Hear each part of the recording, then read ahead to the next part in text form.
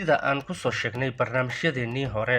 waxa aan ka soo sheekaynay haween magaalooyin kaligood xirtay raggana ka soo horjeestay sidoo kale barnaamijyadeennii hore waxaa ku jiray haween u ololeynayay inay dhammaan ka soo horjeestaan waxyaabaha xaqdarrada ah oo ay iyaga kula kacaan ragga haddaba caalamkoo idil ayaa waxa ay ka siman yihiin dhaqdhaqaaqa ah in ragga xorriyad laga qaato sidoo kaleetana haweenka ay u madax bannaanaadaan fikradahooda iyo dhammaan wax walba oo ay iyaga tabanayaan barnaamijkeenna maanta waxa aynu ku soo qaadan doonaa luuqad ka mid ah luuqadaha haweenka sida goonida ah ay u leeyihiin oo weliba cid kale oo taqaana aysan jirin haween mooye sidoo kale haweenkan luuqadda ay ku hadlayaan waxay inta badan ku xaman jireen raggii ayaga qabay iyo dhammaan wax walba oo magaca rag sheegta luuqadan ayaa asalkeedii hore markii la sameynayay waxaa sameeyey haween ka dhib sheeganayay ragga kuwaasi oo aaminsanaa in dhibaato la gaarsiiyey weliba dhibaatada iyaga la gaarsiiyey ee ku kaliftay in luuqad iyaga gooni ay u leeyihiin ay la yimaadaan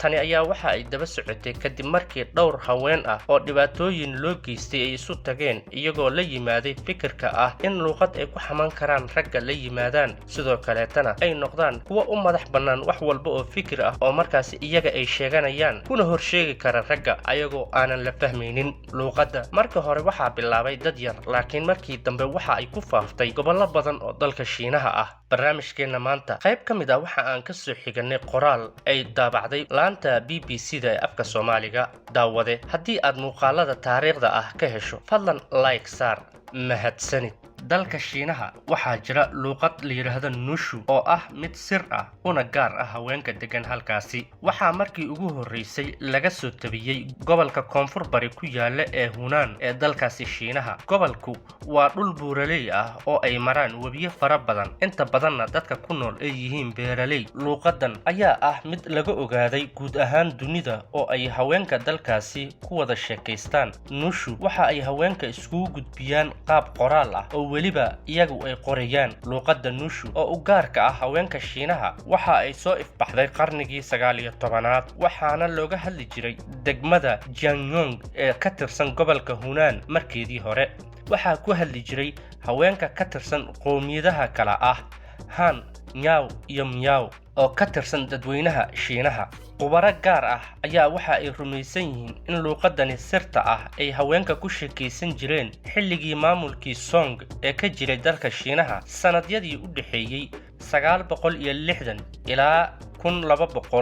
1279 sidoo kale kuwa kale ayaa iyaguna waxa ay ku doodaan in looga hadli jiray gobolkaasi xilligii maamulkii Shang oo haatan laga joogo in ka badan 3000 oo sano hooyooyinka beeraleyda ah ee ku noolaa halkaasi ayaa gabdhahooda iyo haweenka kale waxa ay sii bari jireen xilli walba sida loogu hadlo luuqadaasi haweenka Shiinaha ayaa xilligaasi waxa ay ahaayeen kuwa loo diidi jiray inay helaan fursado waxbarasho sidaana ku dareemi jiray in ay ka duwan yihiin bulshada inteeda kale ee ragga ah inta badan haweenka xilligaasi joogay waxa ay ahaayeen dad aanan aqoon lahayn waxayna inta badan maskaxdooda gelin jireen qaabka ay u qoran tahay luuqadda Nushu waxa ay noqotay astaan dhaqameed u gaar ah haweenka dalka Shiinaha weliba lagu garto ayaga oo kaliya luuqadan ayaa marka ay haweenka ku xiriirayaan waxa adag in ay ragga fahmaan waayo haweenka oo dhan waxa ka go'need in aysan barin luuqadda raggooda iyo walaalahood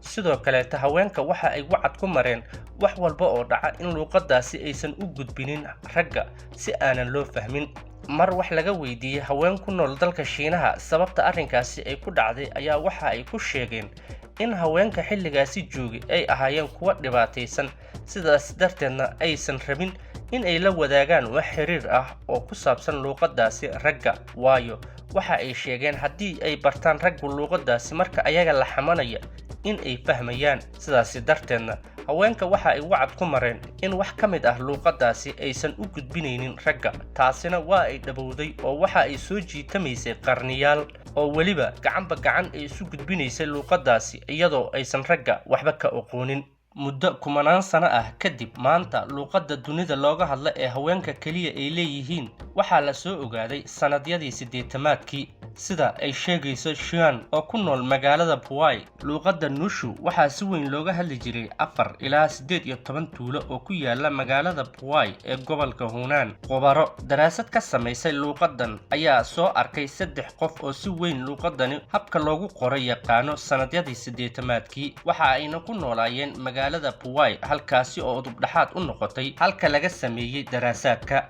sanadii 2006 qaab qoraaleedka luuqaddani waxa ay dowladda Shiinaha ku dartay liiska waxyaabaha taariikhiga ah ee dhaxalgalka u ah dadkaas iyo dalkaas. sanad kadibna waxaa madxaf laga hirgeliyay jasiiradda Puai oo ahayd meeshii ay ka soo askuntay luuqaddaasi. luuqadda waxa ay ka kooban tahay 4 lahjadood oo maxalli ah oo looga hadlo gobolka Jiangnan. xaraf kastana waxa uu ka dhigan yahay astaan gaar ah. waxaa lagu qoraa qalin laga sameeyay geed iyo sidoo kale qad. Nushu waxa ay gaar u tahay haweenka dhibaatada ay la soo darseen, waxa ayna ku wada sheekaysan jireen luuqaddaasi si ay isugu tabiyaan dhibaatooyinka markaasi iyaga haysta. luuqaddan ayaa waxa ay noqotay mid xiriir joogto ah ka dhex samaysay haweenka, fursadna u siisay in ay ra'yigooda iyo fikirkooda ku cabiraan wax walba oo ay markaasi iyaga doonayaan. waxaa la rumaysan yahay in luuqaddani sababtii marka hore ay ku timaaday ay ahayd fikirka looga soo horjeeday ragga oo si xun ula dhaqmi jiray haweenka dalkaasi ku nool. haweenka Shiinaha